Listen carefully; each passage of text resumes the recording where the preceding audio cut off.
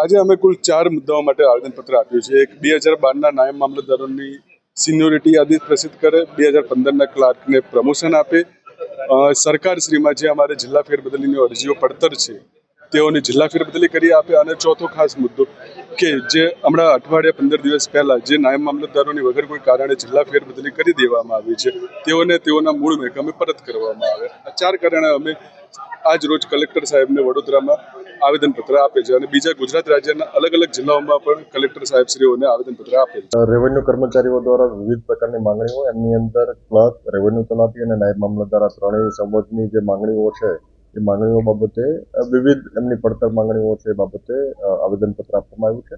એમની અંદર તાજેતરમાં થયેલી ટ્રાન્સફર્સ, એમના પ્રવર્તા યાદી અને અન્ય મુદ્દાઓ વિશે એમણે આવેદનપત્ર આપ્યું છે.